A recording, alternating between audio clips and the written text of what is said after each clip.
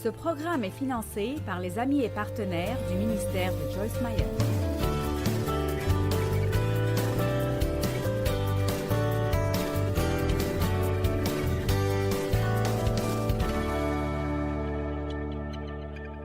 Notre but n'est pas juste d'être heureux, bien que ce soit un bon but en lui-même, mais notre but est de glorifier Dieu dans tout ce que nous faisons.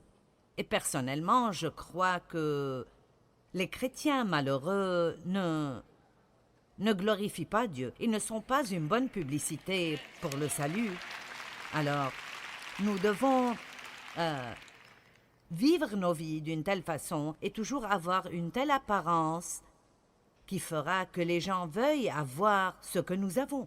Et alors, je pense que la joie du Seigneur, qui est notre force, et notre paix, et notre patience, et d'autres choses comme ça, sont très importantes pour nous en tant que croyants si nous voulons vraiment être utilisés par Dieu.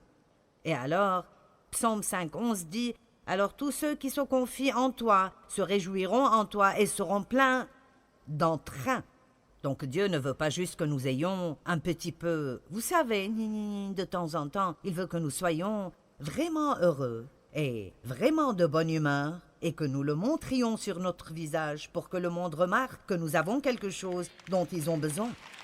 Amen. Et vous savez, après avoir vécu longtemps, je suis arrivée à la conclusion que l'essentiel est ce que tout le monde veut. Vous savez quoi? Ils veulent juste être heureux.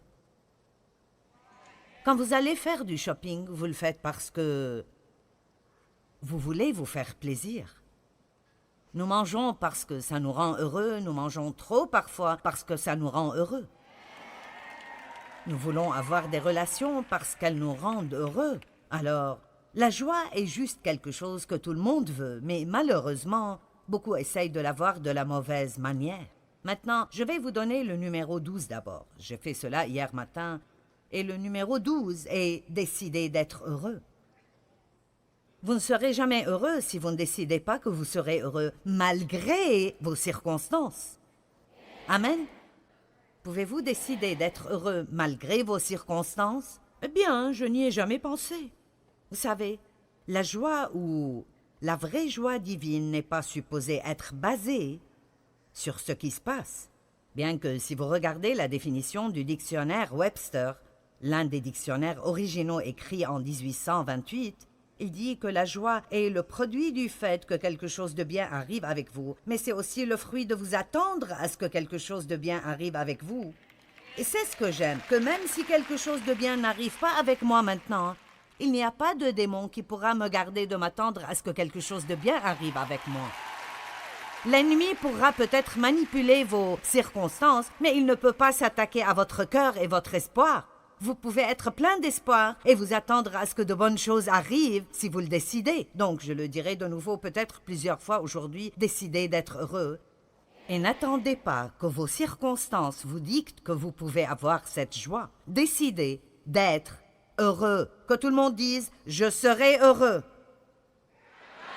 J'ai décidé que je ne vais pas perdre un autre jour en étant malheureuse.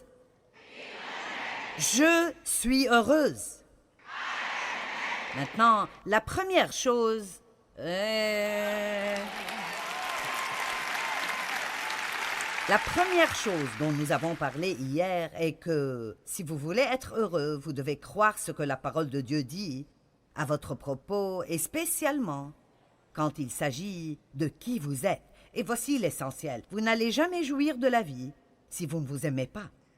Donc, je ne peux pas parler de tout cela de nouveau, mais si vous ne vous aimez pas, vous devez vraiment rapidement dépasser cela et prendre une autre décision parce que vous êtes coincé avec vous-même toute votre vie. Ce n'est vraiment pas sorcier, mais ça a été vraiment bouleversant pour moi quand j'ai réalisé qu'où que j'aille, me voici. Donc, vous n'allez jamais vous éloigner de vous-même, alors vous feriez mieux d'arriver à enterrer la hache de guerre et de dire « Je m'aime vraiment ».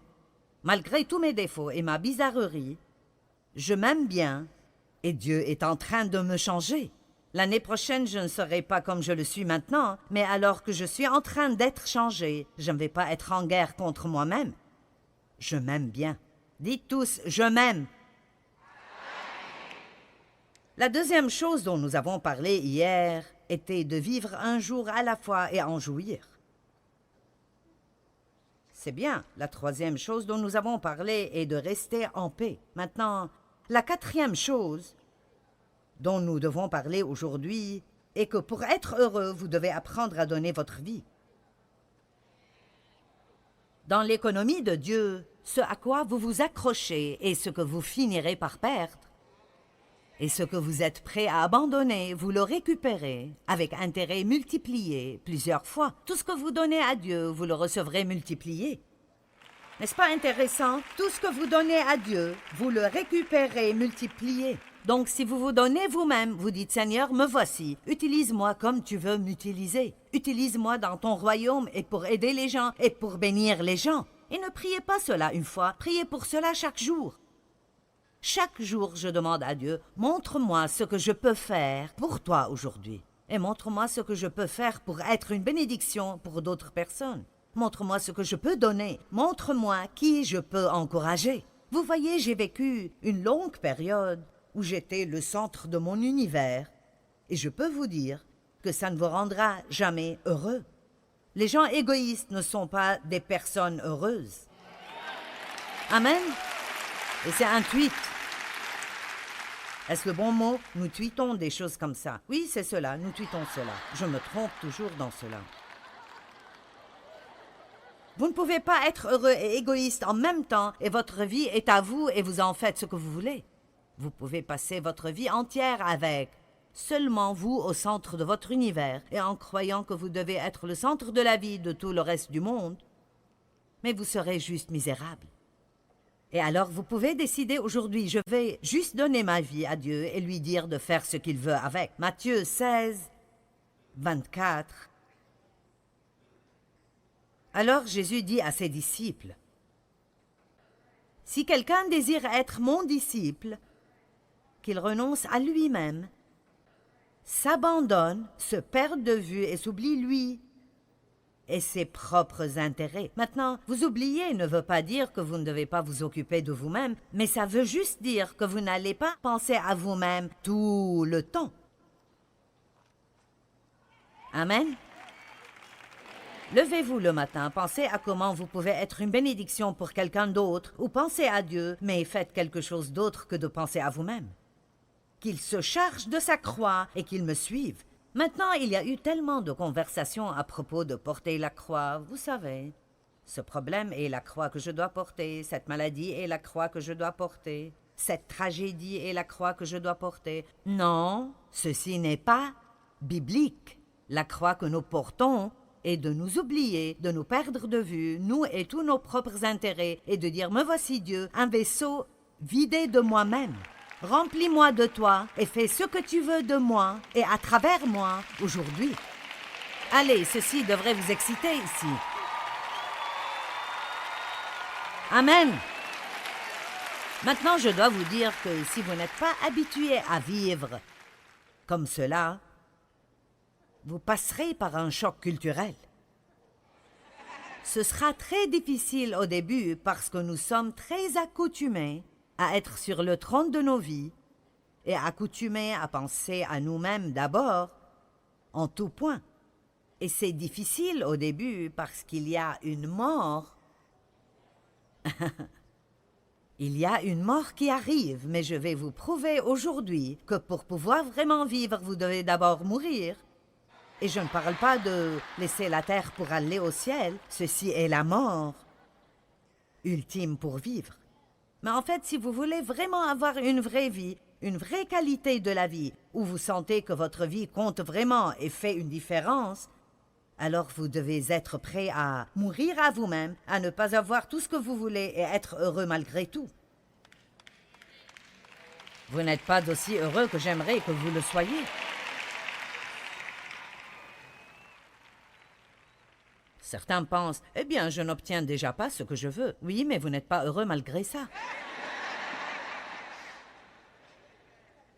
Verset 25, car quiconque.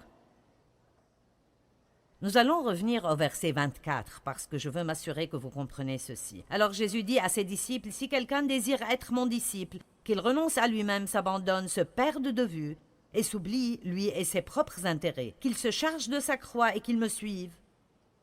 S'accroche solidement à moi, soit pleinement conforme à mon exemple dans la vie et si besoin est dans la mort aussi. Car celui qui est préoccupé de sauver sa vie temporaire, son confort et sa sécurité ici, la perdra, la vie éternelle. Mais celui qui perdra sa vie, son confort et sa sécurité ici, à cause de moi, nous ne faisons pas cela parce que c'est plaisant ni pour d'autres personnes. Nous le faisons pour lui. Et laissez-moi clarifier de nouveau que vous oublier et vous perdre de vue, vous et vos propres intérêts, ne veut pas dire que vous ne pourrez jamais faire ce que vous voulez faire et que vous ne faites jamais de bons plans pour vous-même. Ne prenons pas cela hors contexte. Ce que ça veut vraiment dire est que vous n'allez pas juste vivre pour vous-même et rien d'autre. J'encourage les gens à s'occuper d'eux-mêmes. J'encourage les gens à rester équilibrés et à faire des choses pour vous-même dont vous jouissez, mais c'est quelque chose de totalement différent de ce que tout tourne autour de vous. Amen. À quoi cela sert à un homme s'il gagne le monde entier et perd sa vie bénie dans le royaume de Dieu? Ou qu'est-ce qu'un homme pourrait donner en échange d'une vie bénie dans le royaume de Dieu? Donc je crois que nous devons apprendre à vivre et à donner. À vivre et à donner. Je me réveille chaque jour. Tout ne se rapporte pas à ce qui viendra à moi. Tout se rapporte à comment Dieu travaille à travers moi. Pour être honnête, je n'ai même pas quoi que ce soit qui ait de la valeur si je ne reçois pas d'abord de Dieu tout ce que je peux possiblement recevoir et si je ne le laisse pas couler à travers moi. Amen. Croyez-moi, vous ne voulez pas ce que j'ai à vous donner, mais j'ai fait de mon mieux pour laisser Dieu couler à travers moi ce week-end, pour que vous puissiez avoir plus de lui dans vos vies. Et c'est ce que Dieu veut que nous fassions pour chaque personne que nous rencontrons. Maintenant, Jean 12, 24 à 26 sont juste des passages merveilleux et je vais construire ce message autour de cela. Alors, verset 24, je vous l'assure, je vous le dis solennellement. Je vous le dis solennellement. Ce n'est pas grave d'être occasionnellement solennel à l'Église. Si le grain de blé que l'on a jeté en terre ne meurt pas, il reste un grain unique, il ne devient jamais plus, mais il vit tout seul, isolé. Mais s'il meurt, il porte beaucoup de fruits et donne une moisson abondante. Je veux vous encourager à juste lire ce passage plus tard encore et encore et encore. Mais voici mon meilleur essai de donner un exemple. Ceci est le noyau d'une pêche de Géorgie. Mon mari a gentiment mangé la pêche ce matin, a nettoyé le noyau et l'a séché avec un séchoir. Il est si gentil. Il est juste si gentil. Maintenant, si ce noyau n'est pas enterré, il restera toujours ainsi, pas vraiment très attrayant. Maintenant, si vous n'êtes pas prêt à être enterré, façon de parler, vous n'allez jamais être quoi que ce soit d'autre que ce que vous êtes. C'est tout. Rien d'autre. Mais si vous faites une petite étude sur les graines, ce qui arrive quand vous mettez ce noyau dans la terre, d'abord, il est caché dans l'obscurité. Nous n'aimons pas les temps de ténèbres dans nos vies, mais ils ont tendance à briser la coque extérieure qui nous couvre et de nous ouvrir aux choses plus grandes que Dieu a déjà mises à l'intérieur de nous.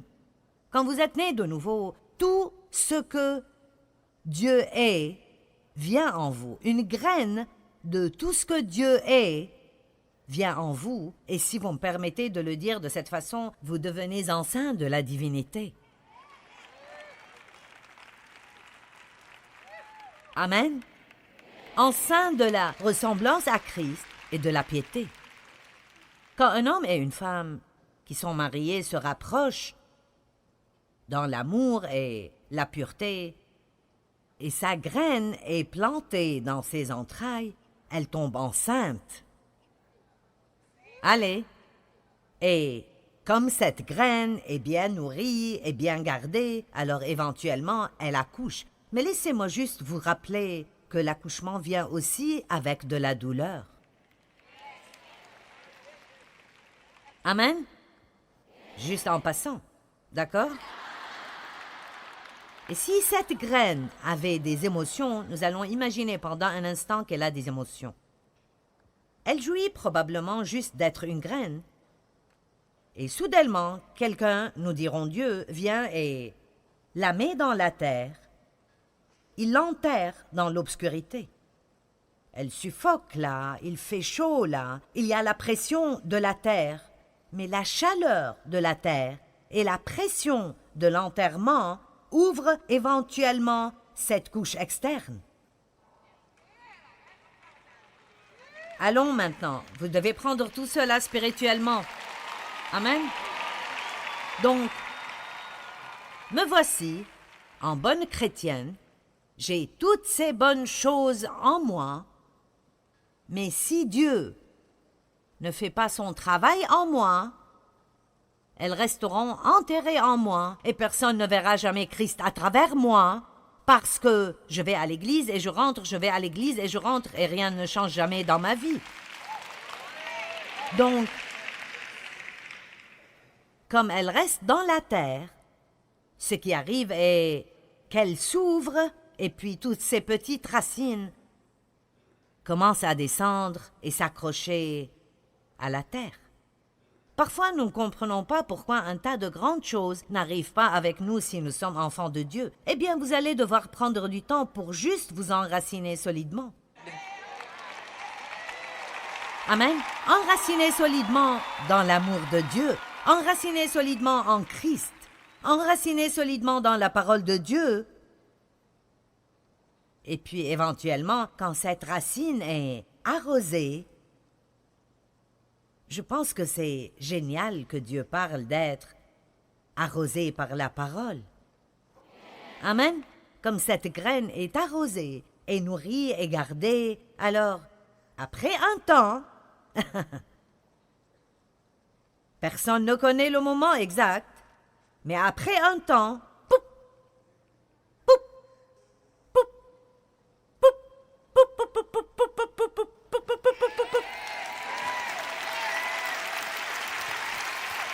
Et après un temps, cette chose qui était juste cette graine repoussante, cette graine dure et inutile, devient un merveilleux péché de Géorgie.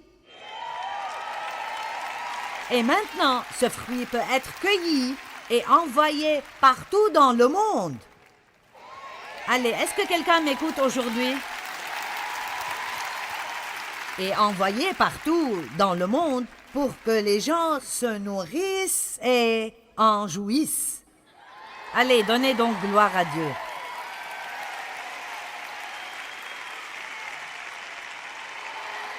Et je vais prendre un moment et juste parler gentiment à notre audience télé. Vous savez, ces gens qui sont ici, ils ont un certain niveau d'engagement où ils ne viendraient pas ici un samedi matin. Et je ne sais pas combien vous savez à propos des choses de Dieu ou de la parole de Dieu, ou combien vous comprenez même ce que je dis maintenant. Mais je veux juste clarifier de nouveau, si votre vie est centrée sur vous, et c'est tout ce à quoi vous pensez ou qui vous occupe, de recevoir ce que vous voulez et que tout le monde d'autre vous serve pour vous donner ce que vous voulez, vous n'allez jamais être vraiment heureux. Et écoutez, vous pouvez même obtenir ce que vous pensez vouloir, et puis vous allez découvrir que même ceci ne vous a pas rendu heureux. Parce que c'est impossible d'être heureux si vous n'êtes pas prêt à vous donner vous-même. Amen. Et je ne sais même pas vraiment combien de chrétiens prie ce genre de prière régulièrement, mais je vous le dis, nous sommes juste vraiment pitoyables. Si tout ce que nous faisons chaque matin est de dire à Dieu les 12 choses qu'il doit faire immédiatement pour que nous restions même sauvés.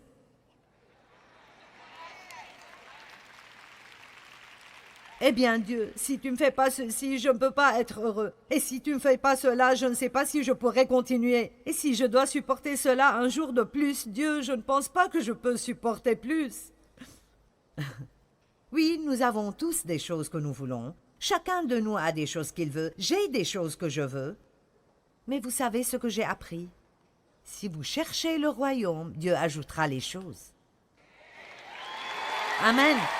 Et Psaume 37, mets ta joie en Dieu et il comblera les vœux de ton cœur.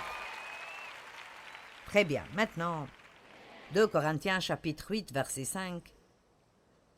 Et là, j'aime cela. J'aime cela. Certains d'entre vous commencent déjà à se sentir un peu plus libres, juste avec cette pensée. Je peux sentir cela dans mon esprit aujourd'hui. C'est un peu comme « Waouh !» Allez, pourquoi ne prenez-vous pas votre retraite de vous occuper de vous-même?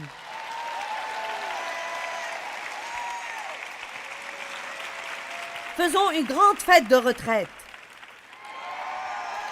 Quand quelqu'un dit « Pourquoi es-tu si heureux ?» dites « Je ne m'occupe plus de moi-même maintenant. Je me suis donné et ce que Dieu fait avec moi est sa propre décision. » S'il me donne ce que je veux, c'est bon. Et s'il ne le fait pas, c'est probablement même mieux. 2 Corinthiens chapitre 8, verset 5. Maintenant, il parle en fait d'une offrande financière ici, mais j'aime ce que ceci dit. Non seulement leurs dons financiers dépassaient toutes nos espérances, ils se sont tout d'abord donnés eux-mêmes au Seigneur et ensuite à nous, en tant qu'envoyés de Dieu, conformément à la volonté de Dieu, sans s'occuper de leurs propres intérêts. Ils ont donné autant qu'ils pouvaient, ils se sont mis à notre disposition pour être dirigés par la volonté de Dieu. Ils se sont donnés au Seigneur. Paul a dit, non seulement ont-ils donné une offrande, non seulement ont-ils mis de l'argent dans le panier, mais ils se sont totalement soumis. Et alors, même quand vous donnez vos offrandes à l'Église, avant de les y mettre, pourquoi ne dites-vous pas au Seigneur, « Je te donne ce petit don, une toute petite partie de ce que tu m'as donné, mais Seigneur, avant de le mettre là-dedans, je veux juste clarifier de nouveau que je me donne à toi. » Et si nous nous mettions dans le panier d'offrandes? Allez, j'aime cela.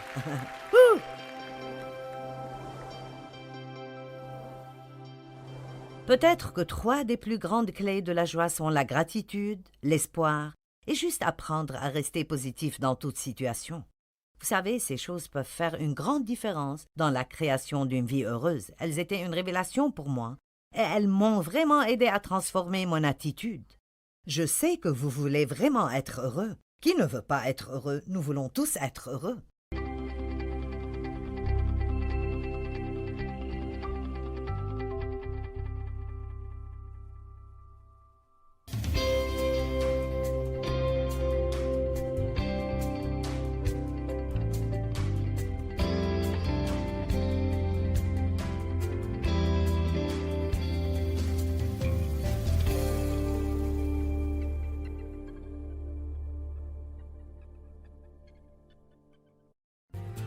Ce programme est financé par les amis et partenaires du ministère de Joyce Meyer.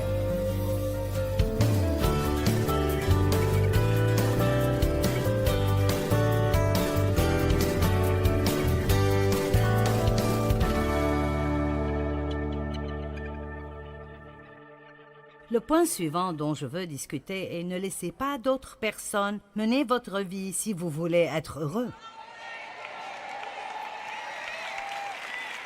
Je savais que j'allais recevoir des réactions sur ce point. Jusqu'à ce que nous apprenions à réussir à être nous-mêmes, ce qui signifie suivre votre cœur, pas votre chair, votre cœur, ce qui signifie de suivre le leadership de l'Esprit Saint. Allez, le leadership de l'Esprit Saint, nous n'allons jamais être vraiment heureux. Galates chapitre 1, verset 10, Paul a dit « Et maintenant, est-ce la faveur des hommes que je désire ou celle de Dieu? Est-ce que je cherche à plaire aux hommes? Si je cherchais encore à plaire aux hommes, je ne serais pas serviteur du Seigneur Jésus-Christ. » Paul a dit « J'aurais perdu toute cette opportunité d'être un apôtre du Christ. » Et je peux vous le dire, si j'essayais de rendre les gens heureux, assurez-vous que je ne serais pas devant vous, ici aujourd'hui. C'est impressionnant ce que nous nous trompons nous-mêmes et ce que nous trompons également les gens autour de nous. Parce que Dieu n'a pas juste quelque chose pour vous qui vous satisfera, mais il veut vous utiliser pour accomplir quelque chose en quelqu'un d'autre. Et j'aurais probablement raison si je dis que la majorité des personnes ratent l'accomplissement de leur destin. Parce que ce qui est garanti est que l'ennemi apportera contre vous la menace du rejet si vous osez suivre Dieu complètement. Amen. Regardons Daniel chapitre 3. Maintenant, si vous êtes prêts quand vous entendez le son de la corne, du chalumeau et de la cithare, tous ces autres instruments, la cornemuse et tout type de musique, vous vous prosternerez pour adorer l'image majestueuse que j'ai faite. Mais quiconque n'adorera pas sera jeté à l'instant au milieu de la fournaise de feu ardent. Et qui est le Dieu qui peut vous aider? Maintenant, Daniel et ses amis, Sidrac, Misach et Abdenago, ont été appelés au service du roi, pas où ils auraient voulu être, mais ils sont entrés à son service. Et au milieu de cela, ils ont toujours été déterminés à se comporter comme des hommes de Dieu. Maintenant, ceci est un grand exemple de la situation dans laquelle nous sommes aujourd'hui, de même que d'autres personnes dans d'autres générations. Laissez-moi vous dire quelque chose. Il y a une persécution des chrétiens.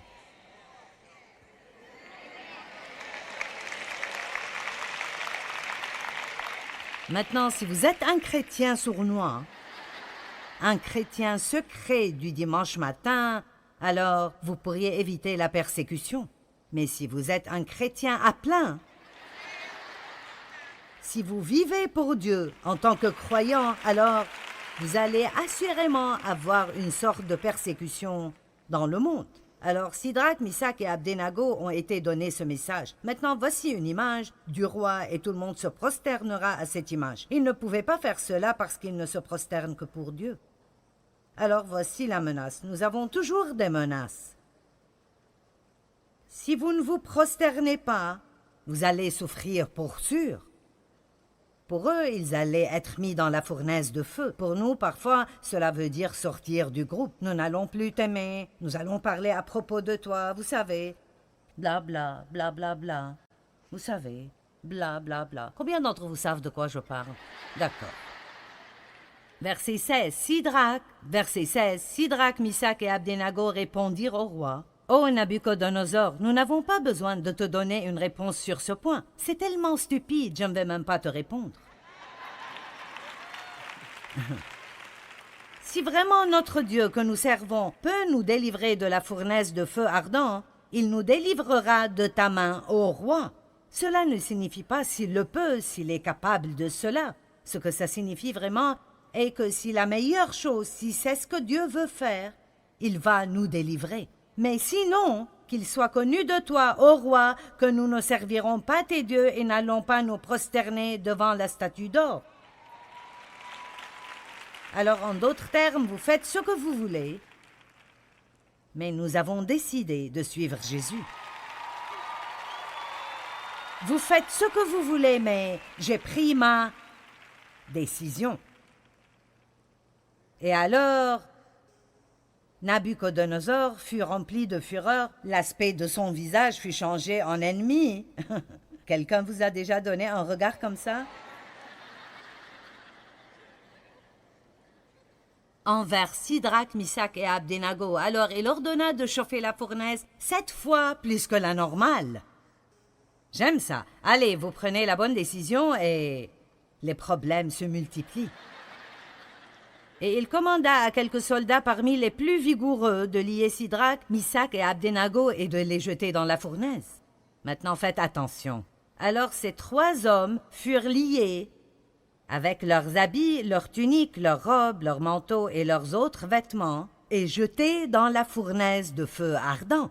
Comme l'ordre du roi était pressant et la fournaise excessivement chauffée, la flamme de feu tua ces soldats du roi qui y avaient jeté Sidrac, Misac et Abdenago.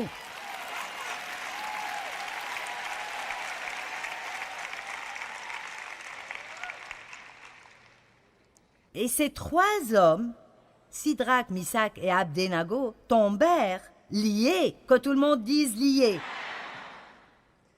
Ah, c'est tellement bien, j'arrive à peine à me contenir. Ils tombèrent liés au milieu de la fournaise ardente. Il semblait comme s'ils étaient en mauvaise forme. Alors le roi Nabuchodonosor fut dans la stupeur et se leva précipitamment. Il dit à ses conseillers: « N'avons-nous pas jeté au milieu du feu 3 hommes liés? »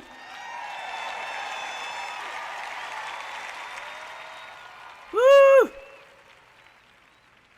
Ils répondirent « Certainement, ô roi. » Verset 25, il reprit et dit « Eh bien, moi, je vois 4 hommes. Maintenant, écoutez. Attendez, vous êtes très tôt. Je vois 4 hommes sans lien. »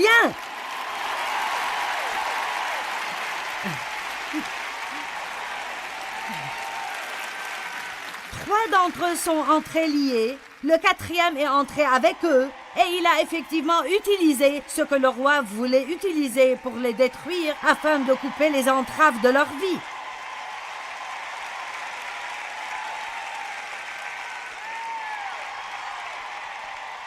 Oh mon Dieu! Ils ont marché au milieu du feu et n'ont pas été touchés. Verset 26, puis Nabuchodonosor s'approcha de la porte de la fournaise de feu. Il dit: Sidrac, Misac et Abdenago, serviteurs du Dieu très haut, sortez et venez.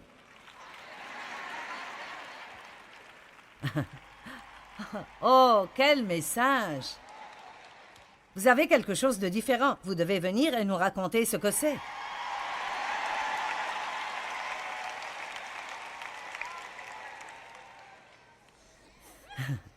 Alors Sidrac, Misac et Abdenago sortirent du milieu du feu. Les satrapes, les intendants, les gouverneurs et les conseillers du roi s'étant rassemblés regardèrent ces hommes et virent que le feu n'avait aucun pouvoir sur eux, que leurs cheveux n'avaient pas été brûlés, que leurs habits n'étaient pas endommagés et que ces hommes ne sentaient même pas le brûler.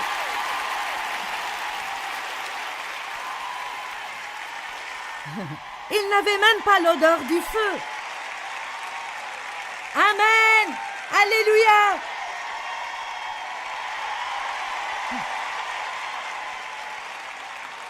Maintenant,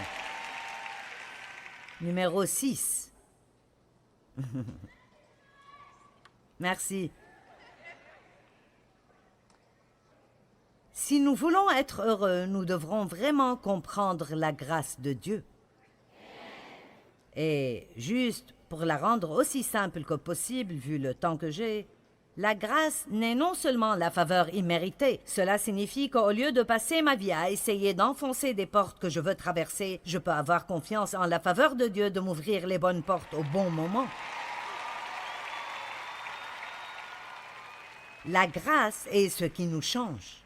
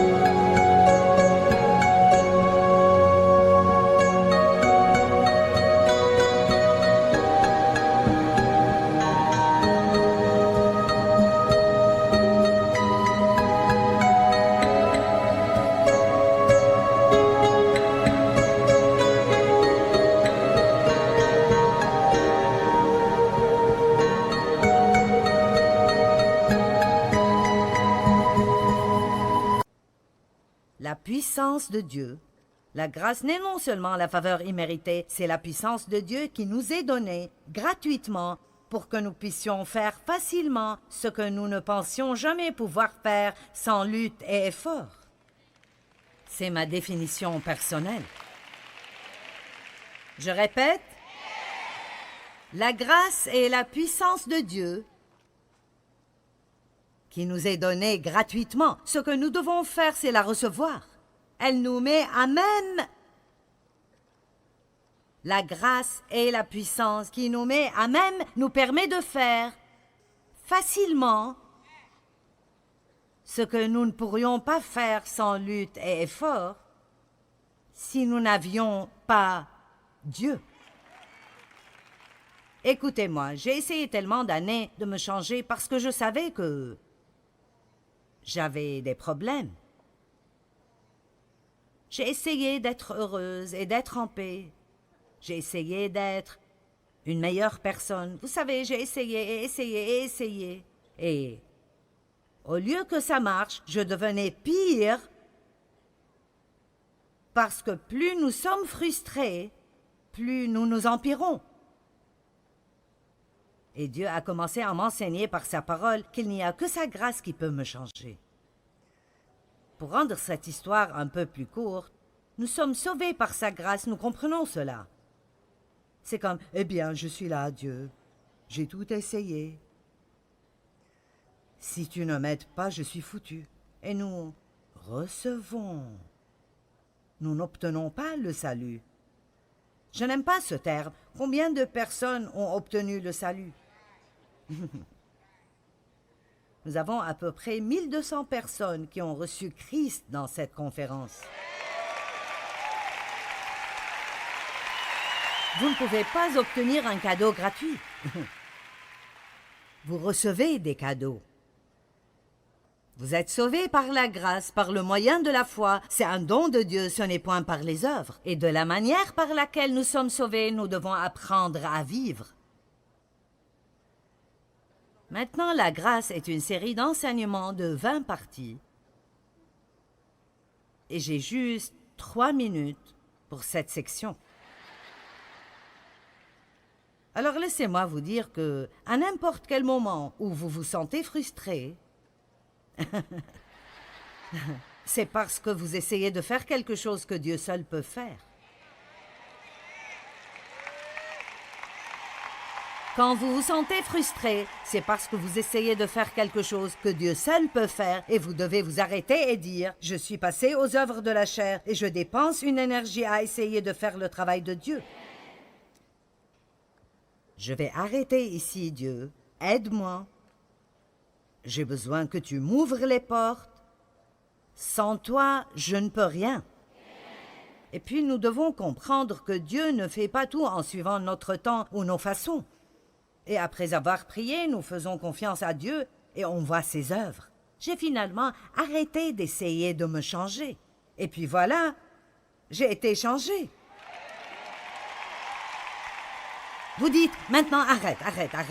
Qu'est-ce que tu veux dire, tu n'essayes pas de te changer? Bien, tu ne peux pas ne pas essayer. Si, je peux. Si, je peux. Je prie chaque matin, Seigneur, mets une garde à ma bouche, veille sur la porte de mes lèvres. Aide-moi, Seigneur, à ne pas me fourrer dans un pétrin, et si tu ne m'aides pas, j'aurai des ennuis. Maintenant, attendez. Et c'est comme ça que ça marche. Je prie, et puis le Saint-Esprit me rappelle. Je commence ma journée, et je suis occupée. Et c'est comme ça que le Saint-Esprit est avec nous tout le temps et qu'il travaille dans notre vie. Dave dit quelque chose et ça ne me plaît pas. Je réponds et puis il répond et puis j'ai ce petit...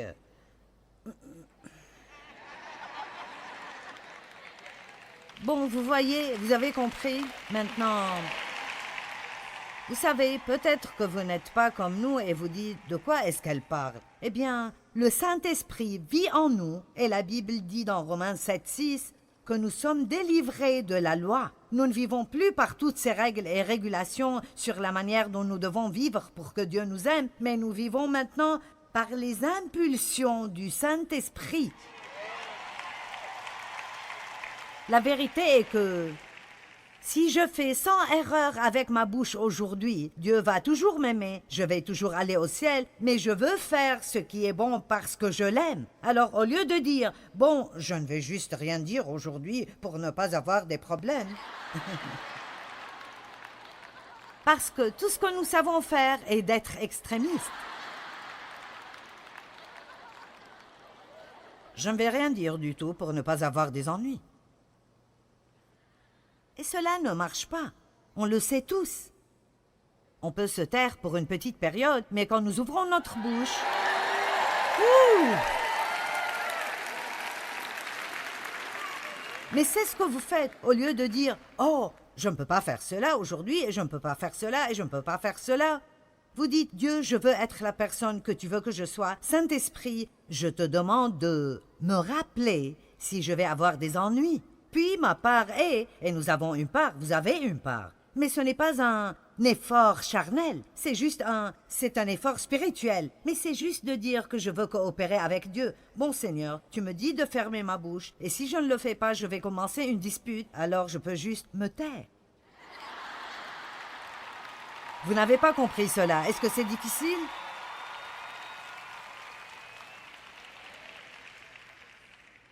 Combien d'entre vous comprennent ce que je dis? Maintenant, 2 choses dont je veux vous parler.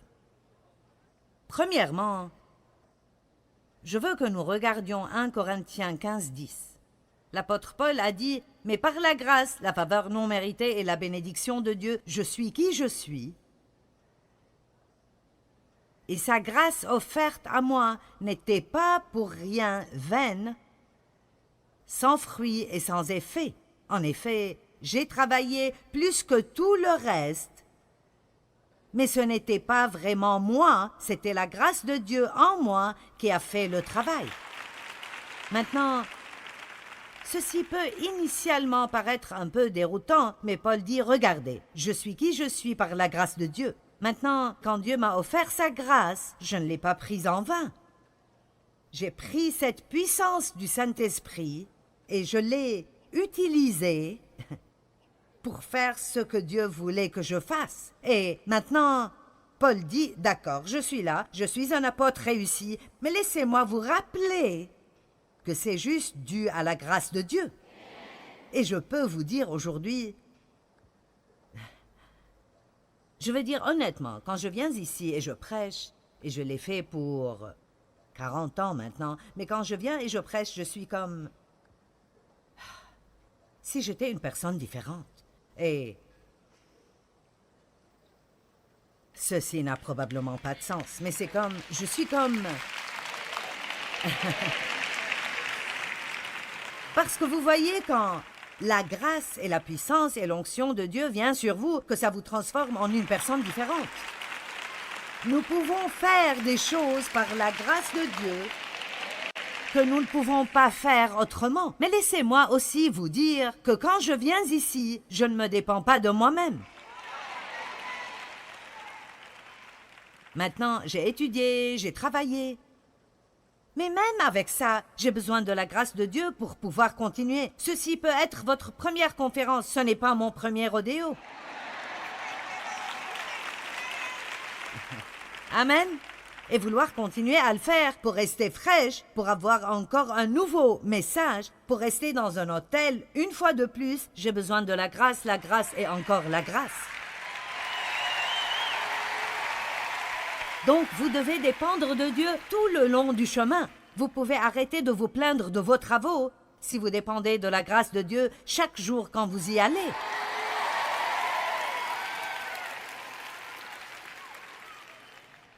Oh, j'aurais aimé avoir un jour de plus.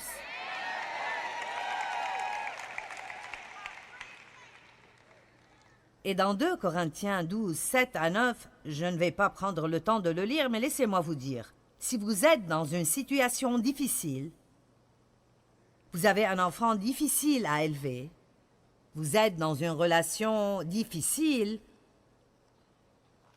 vous êtes dans une relation avec une personne qui est vraiment difficile à supporter. Y a-t-il quelqu'un? Vous êtes dans une position où vous devez prendre soin de vos parents âgés, et quoi que vous fassiez, ils ne seront pas contents.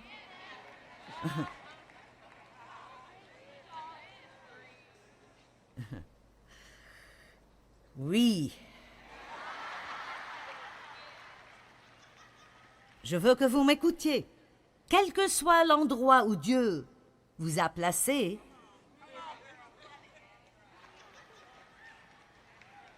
il vous donnera la grâce.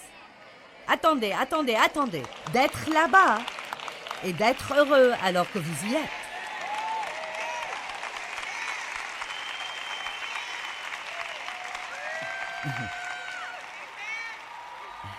Paul prie que Dieu s'occupe de ce que la Bible appelle épine dans la chair. Il a prié Dieu 3 fois et le Seigneur lui a dit « Je ne vais pas l'enlever. Ma grâce est suffisante. »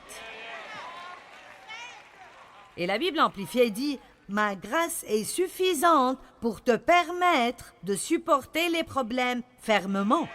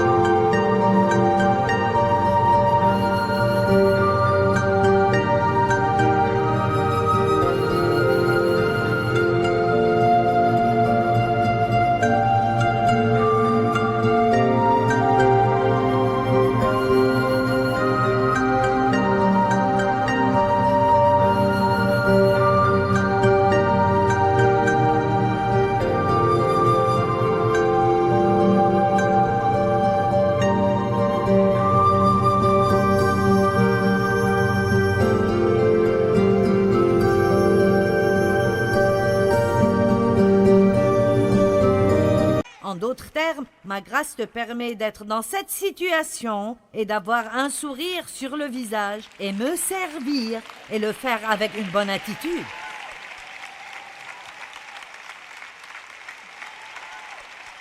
Mais vous n'allez pas avoir la grâce si vous êtes comme « Oh, je dois aller à ce travail stupide et conduire dans cet embouteillage stupide et je ne fais pas assez d'argent et je déteste ce travail et je déteste les gens. » Alors ne vous attendez pas à recevoir la grâce. Mais si vous vous levez et vous dites « Dieu, c'est là où je suis maintenant. Et je veux avoir confiance en toi que quand tu termines avec moi ici, tu vas me mettre ailleurs. Mais entre-temps, je vais y aller par ta grâce avec un sourire sur le visage. Et je vais te représenter et je vais te glorifier. » Amen. C'est ce que la grâce veut dire.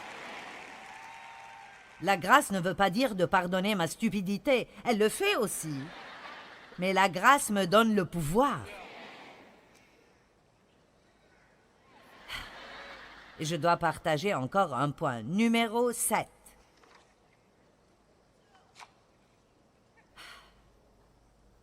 Il y a 4 choses que vous devez comprendre à propos des gens.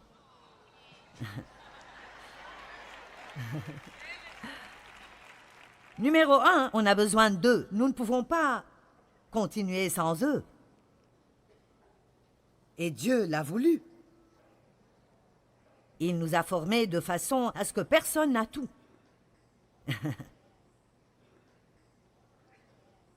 Ils ne sont pas faciles à s'entendre avec. Ceci est la deuxième chose. Numéro 3, la plupart des gens avec qui nous devons travailler ne sont pas comme nous. Et on les regarde et on pense, quel est ton problème? Comment tu peux être comme ça? Pourquoi tu as fait cela? Et avec les gens, vous ne devez pas être hypersensible et facilement blessé. Mais nous devons être extrêmement généreux à pardonner. Amen. Je sais maintenant que vous voulez le reste des points, pas vrai? Je vais juste vous les lire rapidement.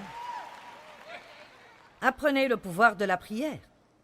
Au lieu d'essayer de faire tout vous-même, priez à leur propos. Soyez positifs et remplis d'espoir. Soyez reconnaissants. Soyez obéissants. Et décidez d'être heureux. Amen.